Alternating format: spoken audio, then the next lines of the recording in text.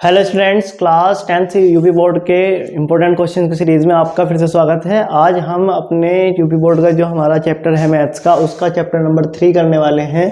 Chapter 3 का नाम है बच्चों दो चर वाले रैखिक समीकरण युग्म। अब बच्चों देखो, इसमें यहाँ पर जो लिखा हुआ है कि दो चर वाले रैखिक समीकरण युग्म, तो इसमें दो चर तो हो गए बच्चों आपके x और y, दो चर तो हो गए आपके x और y। और रैखिक समीकरण का मतलब हो गया कि जो आपका वेरिएबल है, जो आपका चर है x या y, उसकी पावर जो है बच्चों 1 है।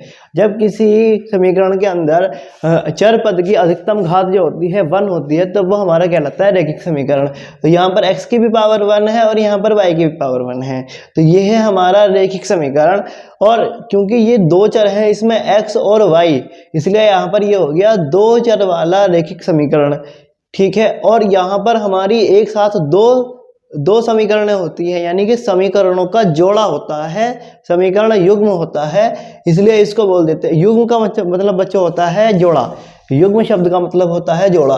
तो यहाँ पर हमारा दो चर वाले रैखिक समीकरण युग्म, यानी कि हमारे पास दो चर रहेंगे समीकरण के अंदर, एक x और एक y, और जो चर है उसकी अधिकतम घात 1 रहेगी, यानी कि ये रैखिक समीकरण रहेगा। और यहाँ पर हमें दो समीकरणें देखने को मिलेंगी, तो हमारा चैप्टर का नाम हो गया दो चर वाले रैखिक समीकरण युग्म।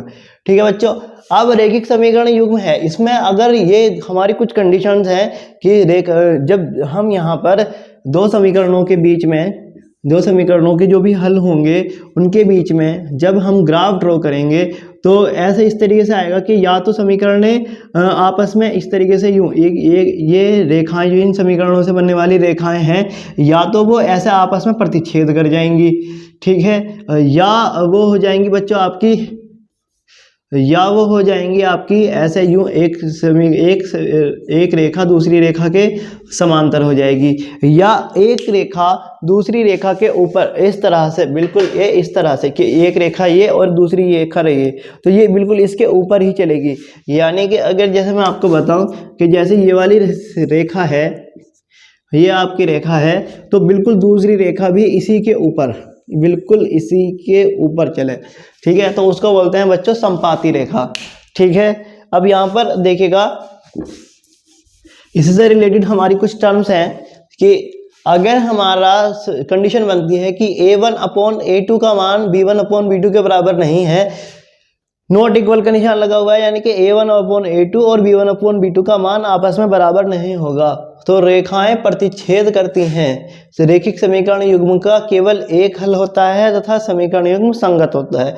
इस तरीके से बच्चों दूसरी कंडीशन है कि a1/a2 बराबर है b1/b2 बराबर नहीं है c1/c2 के, तो रेखाएं समांतर हैं, समीकरण युग्म का कोई हल नहीं तथा समीकरण युग्म असंगत होता है। इसी तरीके से बच्चों हमारा ये है तीसरी कंडीशन कि a1/a2 बराबर b1/b2 बराबर c1/c2। अगर ये कंडीशन आपकी आती है तो रेखाएं संपाती होती हैं, रैखिक समीकरण युग्म के अनेक हल होते हैं तथा समीकरण युग्म संगत होता है। ठीक है बच्चों, तो अब हम इससे रिलेटेड आपको क्वेश्चन एक कराने वाले हैं। देखिएगा क्या है क्वेश्चन कि अनुपातों a1/a2, b1/b2 और c1/c2 की तुलना कर यह ज्ञात करना है कि निम्न समीकरण युग्म द्वारा निरूपित रेखाएं संगत हैं अथवा असंगत हैं।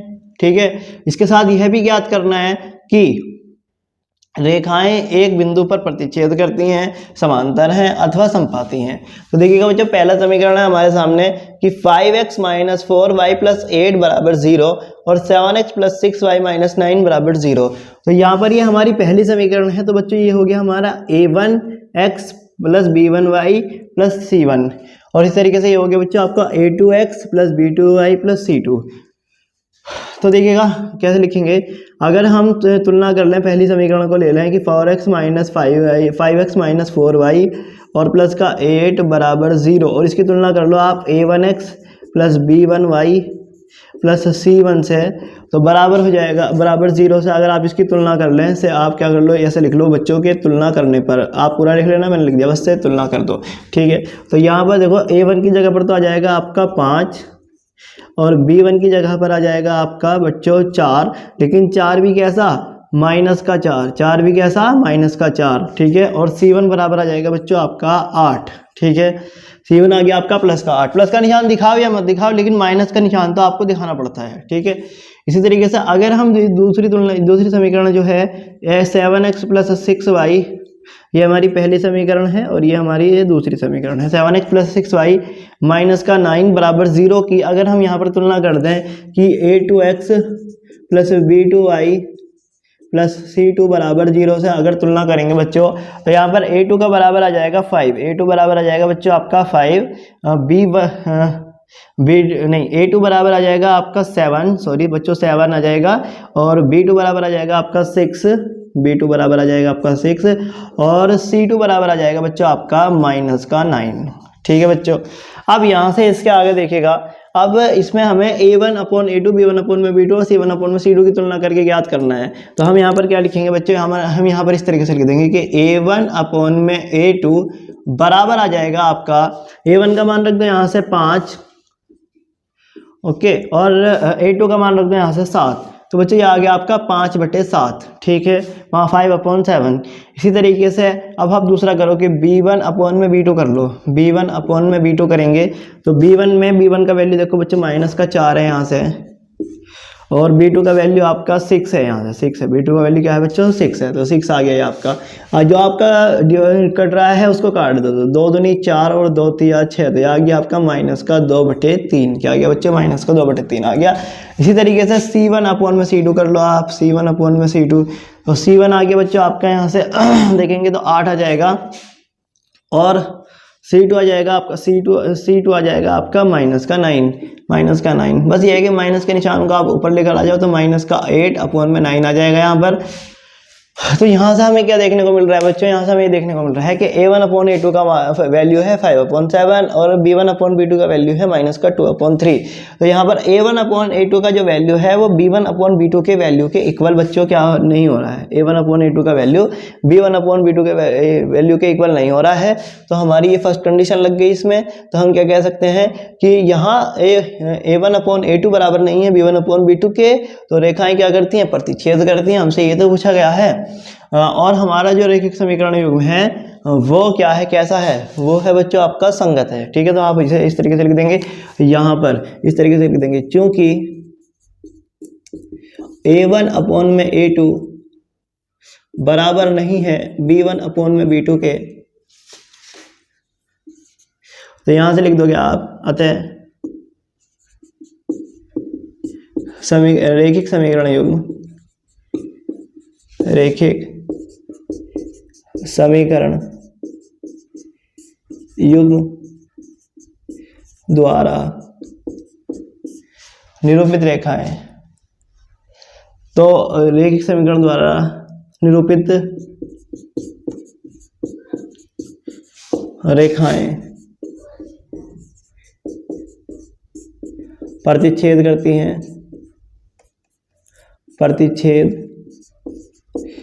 हैं, साथ ही संगत हैं, ठीक है बच्चों, नोट कर लीजिएगा। देखिए बच्चों अगला जो हमारा क्वेश्चन है कि 9x + 3y + 12 बराबर 0 और 18x + 6y + 24 बराबर 0। तो यहाँ पर हमें क्या करना है, यहाँ पर भी हमें यही देखना है कि a1/a2, b1/b2 और c1/c2 की तुलना करनी है और देखना है कि रेखाएं प्रतिच्छेद करती हैं, समांतर हैं या समपाती हैं, ठीक है। देखिएगा तो यहाँ पर हम क्या करेंगे बच्चों, आप इसे समीकरण को ले लो पहली वाली को कि यहाँ से ये आप डायरेक्ट लिख सकते हैं कि a1 ये है, a2 ये है, b1 ये है, b2 ये है, c1 ये है, c2 ये है, ठीक है बच्चों। तो यहाँ से ले लो आप a1/a2 ले लो, आप क्या ले लो कि a1 की जगह तो आ गया आपका 9 और b1 की जगह a2 की जगह पर आ गया आपका 18। तो यहाँ से देखो 9 1 जा 9 और 9 2 जा 18, 9 एकम 9, 9 तो नहीं 18, तो यहाँ से आ गया बच्चों आपका 1/2, ठीक है। इसी तरीके से आपका b1/b2 ले लो आप, तो यहाँ से b1 का वैल्यू 3 और b2 का वैल्यू आ गया आपका 6। तो b1 का वैल्यू तो आ गया आपका बच्चों 3 और b2 का वैल्यू आ गया आपका 6। तो 3 1 जा 3 और 3 2 जा क्या आ गया आपका बच्चों 6, और ये आ गया आपका बच्चों 1/2, 3 एकम 3, 3 दूनी 6, तो 1/2 आ गया यहाँ से भी, ठीक है। और इसी तरीके से आप क्या कर लो, c1/c2 निकाल लो, c1/c2 निकाल लो यहाँ से, तो ये आ जाएगा तुम्हारा ओके। C1 की जगह तो बच्चों 12 आ गया आपका, और C2 की जगह आपका आ गया 24। तो यहाँ लिख दो आप 12, C1 की जगह 12 और C2 की जगह पर आप लिख दो 24। ये आ गया आपका 12 एकम 12 और 12 दूनी 24। तो ये आ गया आपको बच्चों 1/2। ठीक है, 1/2 आ गया।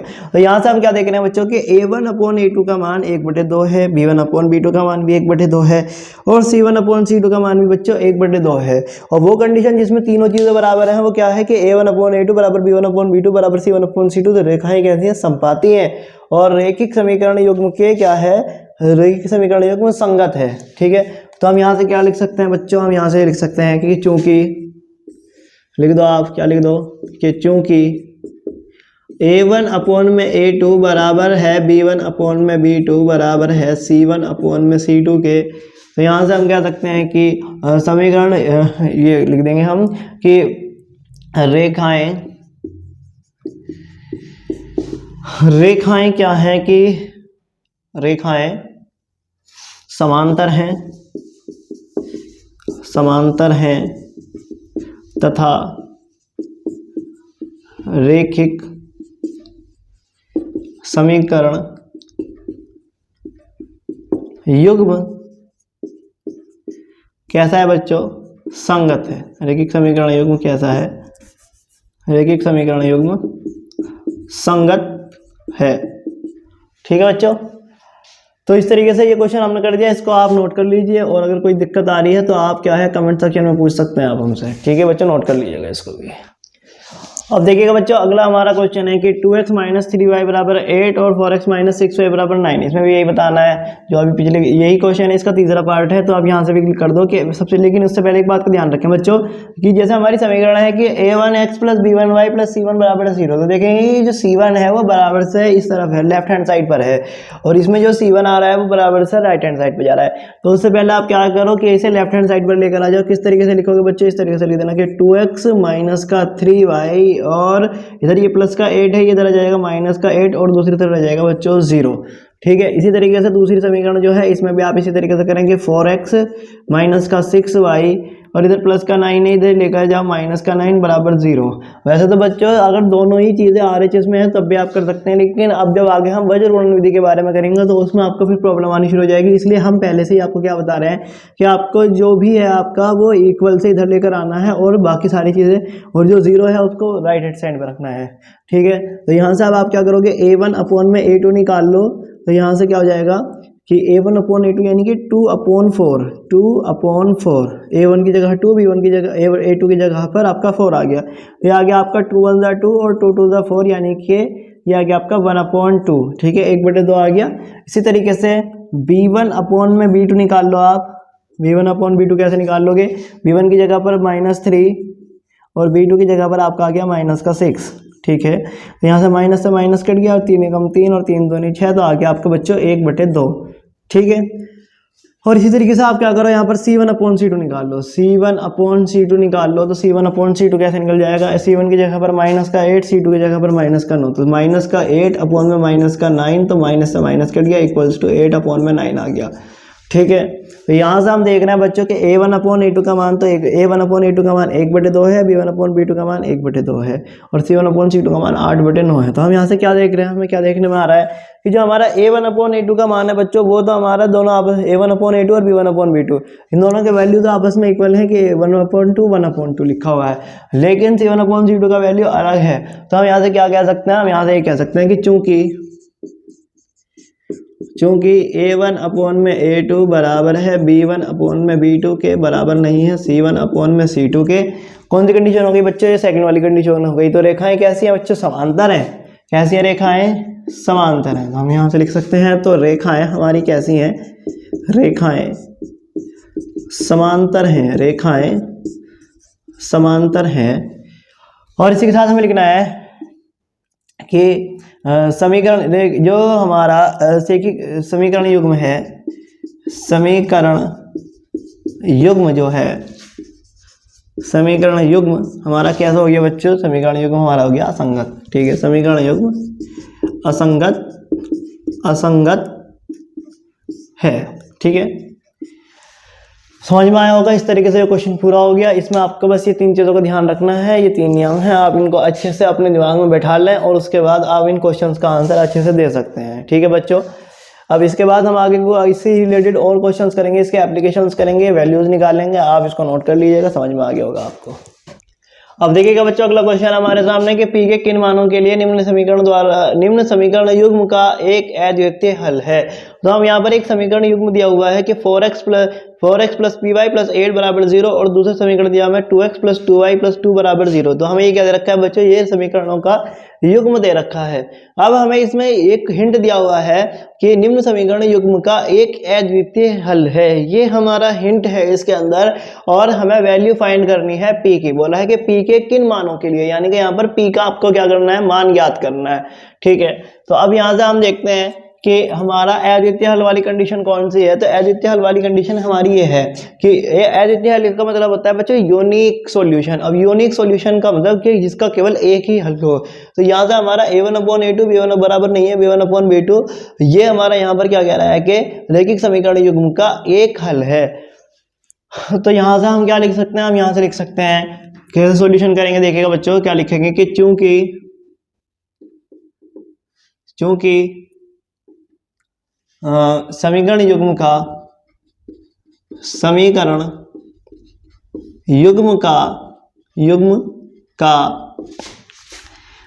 एक अद्वितीय हल है। तब हम क्या लिख सकते हैं इसमें, तो हम क्या लिख सकते हैं, तो हम लिख सकते हैं कि a1/a2 बराबर नहीं है b1/b2 के। देखिएगा ये लिखा a1/a2 बराबर नहीं है b1/b2 के। तो यहाँ से हम देखते हैं कि a1 का वैल्यू हमारा 4 है, a2 का वैल्यू हमारा 2 है। तो हम लिख देंगे यहाँ पर 4/2 is not equal to b1 का वैल्यू हमारा p है और b2 का वैल्यू हमारे यहाँ सर 2 है। तो ये आ गया हमारा। ठीक है, तो अब इसके बाद हमें p का वैल्यू निकालना है। तो हमारा यहाँ से हम क्या कर देंगे कि 4/2, इधर मल्टीप्लाई में 2 है, इधर डिवाइड में 2 है, इधर मल्टीप्लाई में चले जाएगा और नॉट इक्वल टू आपका आ गया पी के। तो यहाँ से 2 से ये 2 कट गया और यानी कि इट इम्प्लाइज दैट का निशान लगाओ। अब p बराबर नहीं है 4, यानी कि p का वैल्यू आ गया आपका 4। यही आपका आ गया बच्चों का सॉल्यूशन। ठीक है, देखिए कितना इजी क्वेश्चन था। इसको आप प्रैक्टिस करें और नोट करें, क्योंकि ये बहुत इंपॉर्टेंट क्वेश्चन है और इस तरीके के क्वेश्चन अभी मैं आपको और कराने वाला हूँ। तो ज़रा अच्छे से समझें और अच्छे से करें, इसको नोट कर लीजिएगा। अब देखिएगा बच्चों, हमारा क्वेश्चन नंबर 3 है कि पी के किस मान के लिए निम्न समीकरण युग्म का कोई हल नहीं है। तो ये भी बच्चों पिछले वाले क्वेश्चन की तरह ही है, बस इसमें क्या है, हमारी कंडीशन बदल दी है। पिछले वाले में दिया था कि इसका अद्वितीय हल है, यहाँ पर दे दिया कि कोई हल नहीं है। तो ये देखिएगा, पहली समीकरण दे रखी है कि 3x + y बराबर 1 और दूसरी दे रखी है कि 2k - 1 × x + k - 1 × y = 2k + 1। तो जैसे कि अभी मैंने आपको बताया था पिछले क्वेश्चन में, क्वेश्चन नंबर 1 में, कि आपका जो भी आपका RHS में दिया हुआ है आप उसको LHS में लेकर आ जाओ। ठीक है, पहला हमें ये काम करना है। तो देखिएगा, पहली समीकरण जो हमारी 3x + y, इधर प्लस का 1 है, इधर आ गया आपका माइनस का 1 और दूसरी तरफ आ गया आपका 0। इसी तरीके से दूसरी समीकरण में भी आपका क्या कर दोगे, 2k - 1 × x और प्लस का k - 1 × y और इक्वल्स टू आ गया माइनस आ गया आपका, ये सारा का सारा आपका प्लस में है, दूसरी तरफ हो जाएगा आपका माइनस में कि 2k प्लस का 1। देखो बच्चों, अब मैं अलग अलग उठाकर नहीं लाया कि प्लस का 2k माइनस का 2k, प्लस का 1 माइनस का 1, नहीं, ये पूरा का पूरा ही ब्रैकेट में लेकर उधर ये प्लस का है सारा, इस तरीके से यहाँ पर ये प्लस का है, इसे मैं इधर लेकर आ गया, इधर लेकर आ गया, वो भी कैसा माइनस में। ठीक है, तो यहाँ से आपका रह गया उधर बच्चों आपका रह गया 0। ठीक है, तो यहाँ से अब आप एक बात का ध्यान रखेंगे, जो x की गुणांक में है, x की गुना में है, वो तो है a1 ऊपर पहली वाली समीकरण में, और जो दूसरी समीकरण में x की गुना में है वो है आपका a2। तो यहाँ पर बच्चों आपका अगर तो यहाँ से a1 हो गया 3 और a2 हो गया आपका 2k - 1। चलो इसको ठीक है, और यहाँ पर आपका y के साथ कुछ भी नहीं है, तो बच्चों ध्यान रखेंगे कि y के साथ अगर किसी के साथ गुणा में कुछ भी नहीं है तो उसके साथ गुणा में आपका 1 है, तो y के साथ आपका 1 आ गया। ठीक है, इसी तरीके से यहाँ पर ये हो गया आपका b1 और यहाँ पर आ गया आपका ये y के साथ गुना में k - 1 b2। ये C1 हो गया माइनस का 1, C2 1 माइनस का 1 हो गया, और C2 हो गया माइनस का 2k प्लस 1, पूरा ब्रैकेट हो गया। तो यहाँ से हम क्या करेंगे इसको, क्या हमें क्या दिया है, अच्छा बच्चों ये गलत लिख दिया मैंने कि k के किस मान के लिए, आपको यहाँ पर k का वैल्यू निकालना है, थोड़ा सा गलत हो गया था वो पहले का क्वेश्चन लिखा गया था। अब यहाँ पर आप देखो ध्यान से, क्या कि क्या दिया है इसमें, हिंट क्या दिया है कि निम्न समीकरण युग्म का कोई हल नहीं है। तो आप एकदम पहचान जाओ कि समीकरण युग्म का कोई हल नहीं है, तो ये है बच्चों आपका a1 अपॉन में a2 बराबर b1 अपॉन में b2 बराबर नहीं है c1 अपॉन में c2 के। ठीक है, तो इसको ले लो आप एकदम से तुरंत, क्या कर लो, क्या लिखोगे आप, क्या यार ये लिखोगे कि चूंकि रैखिक समीकरण युग्म का, रैखिक समीकरण युग्म का कोई हल नहीं है, कोई हल नहीं है, नहीं है, तो क्या लिखो, ऐसे लिख दो। तो a1 अपॉन में a2 बराबर b1 अपॉन में b2 बराबर नहीं है c1 अपॉन में c2 के। ठीक है, तो यहां से हम a1 का मान रख देंगे, a1 का मान है हमारा 3 अपॉन में a2 का मान है हमारा 2k माइनस 1। ठीक है, इज इक्वल टू b1 का मान है हमारा बच्चों, जिसके साथ कुछ नहीं गुणा में y के साथ, वहां पर 1 है तो 1 ले लो आप, और b2 का वैल्यू हो जाएगा आपका, क्या हो जाएगा, k माइनस 1, k माइनस 1। ठीक है, इक्वल्स टू c1 आ गया आपका माइनस का 1, और c2 आ गया आपका माइनस का 2k प्लस 1, पूरा ब्रैकेट ले लेंगे। ठीक है, अब यहाँ पर हमें k का वैल्यू फाइंड करना है बच्चों, तो k का वैल्यू फाइंड करने के लिए आप इस तरीके से लिख दो, इसे k प्रथम दो पद लेने पर, या ऐसे लिख देंगे पहला और दूसरा पद लेने पर, पहला और दूसरा पद लेने पर। यहाँ पर आप देख रहे होंगे कि आपके ये 3 पद हैं, एक ये 3 अपॉन 2k माइनस 1, ये दूसरा है 1 अपॉन k माइनस 1, तीसरा है माइनस का 1 अपॉन माइनस का 2k प्लस 1। ठीक है, तो पहला और दूसरा पद ले लो, यानी कि 3 अपॉन 2k माइनस 1 ले लो और 1 अपॉन k माइनस 1 ले लो। तो यहाँ से इसको आप क्या करो, थोड़ा सा सोल्व कर दो। किस तरीके से कर दोगे कि 3 अपॉन 2k माइनस 1 और इज इक्वल टू क्या ले लो, 1 अपॉन k माइनस 1। अब आप इसमें बच्चों क्या कर दो, आप इसमें क्रॉस मल्टीप्लाई कर दो, त्रिया गुना कर दो, कि ये जो 3k माइनस 1 है ये तो आपका 3 के साथ गुना में चला गया, और इसी तरीके से जो 2k माइनस 1 है ये यहाँ बटे में है, ये 1 के साथ गुना में जाएगा, तो आपका वही आ जाएगा 2k माइनस 1, 1 की किसी भी संख्या में गुना करो संख्या अपने वही आ जाती है।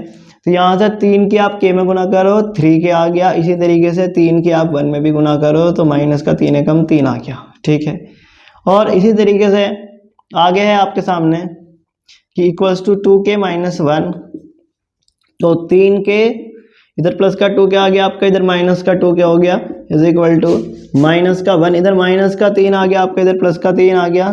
ठीक है, तो यहाँ से हम क्या कह सकते हैं कि 3k में से 1k गया तो 2k गया तो बचा 1k, और इक्वल्स टू यहाँ से आ गया 3 में से 1 गया बचा आपका बचा 2, तो आपका k का वैल्यू आ गया 2, k का वैल्यू 2 आ गया, k का वैल्यू ही निकालना था, आंसर आ गया आपका।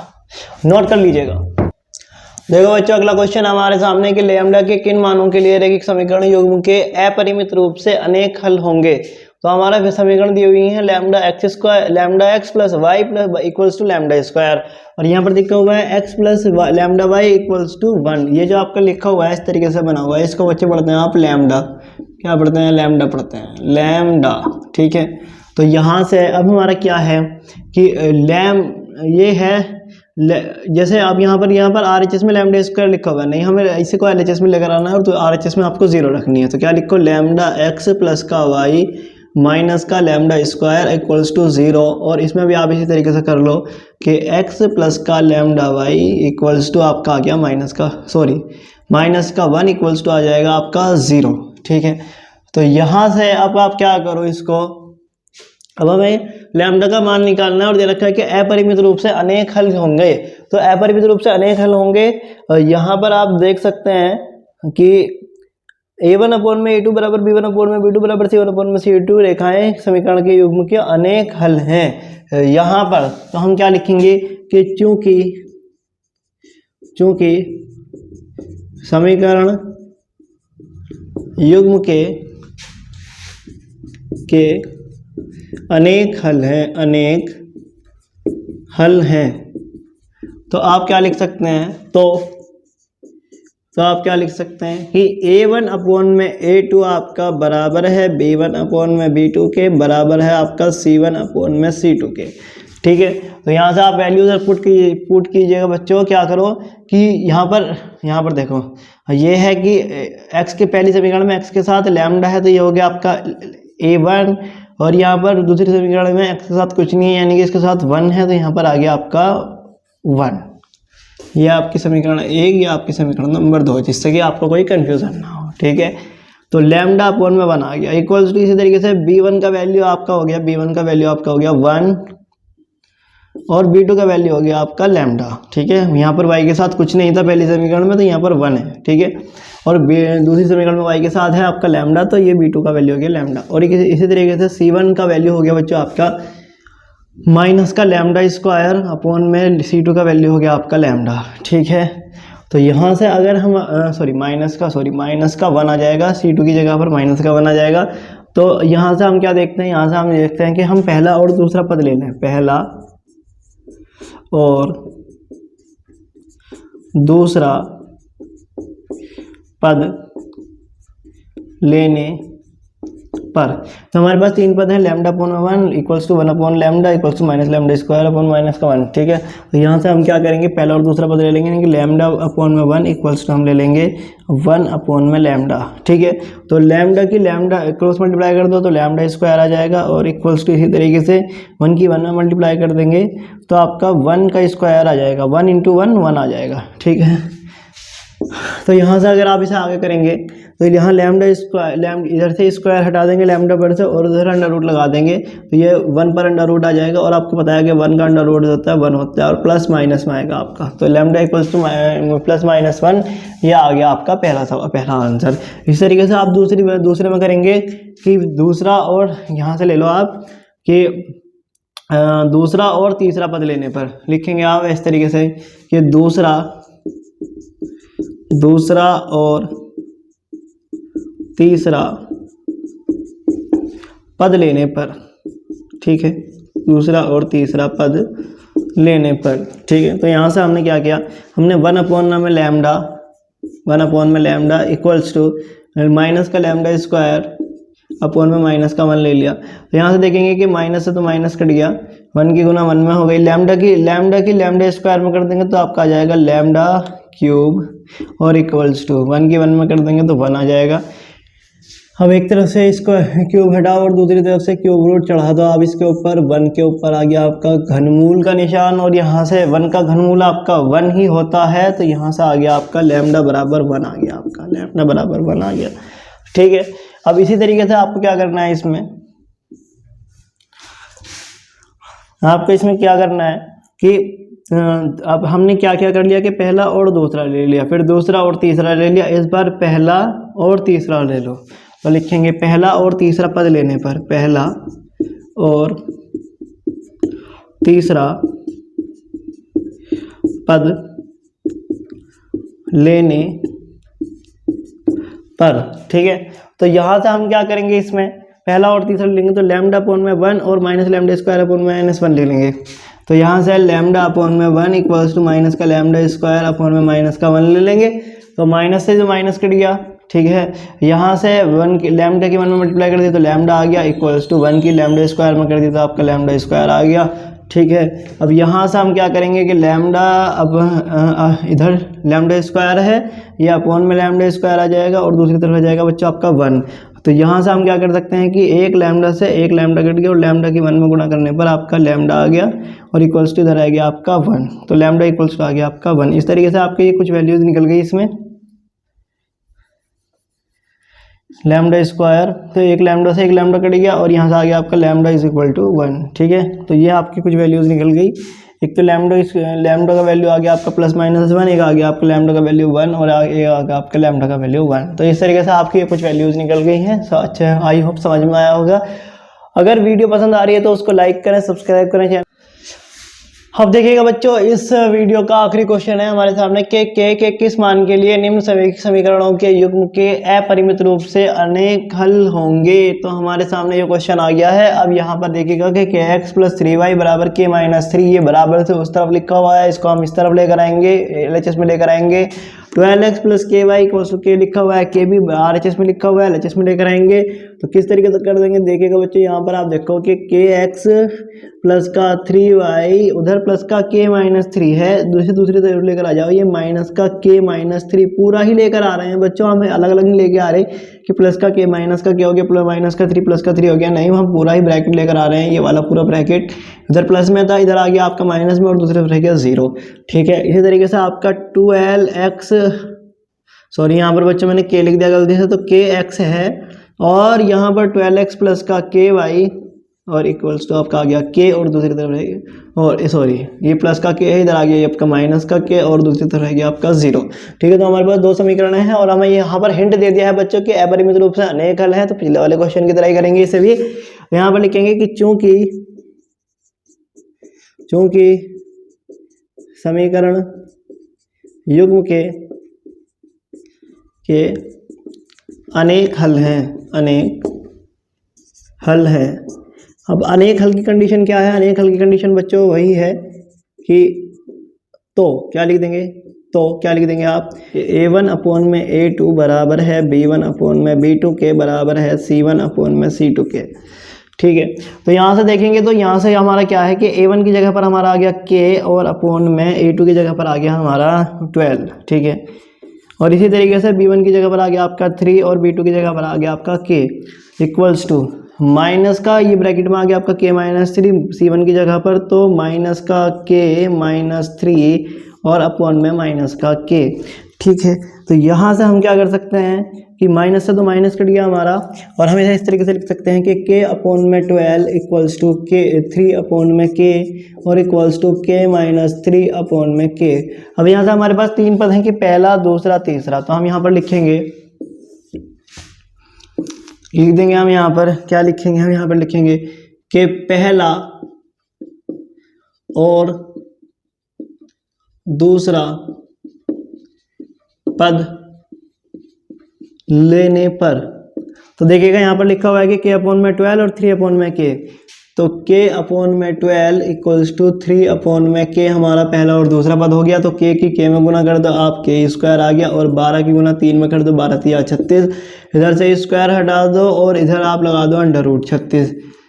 ठीक है, 36 का वर्गमूल करो, आप गुणनखंड करोगे इसके, तो गुणनखंड निकल के आएंगे आपके गुणनखंड निकल के आएंगे आपके इसके, क्या निकल के जाएंगे कि 2 गुणा 2 गुणा 3 गुणा 3। ठीक है, गुणनखंड कीजिएगा आप इसके, तो k बराबर आपका आ जाएगा 2 में से 1 यहाँ पर जोड़े में से 1 2 बाहर, और 3 में से भी 2 जोड़े में से भी 1 3 बाहर आ जाएगा।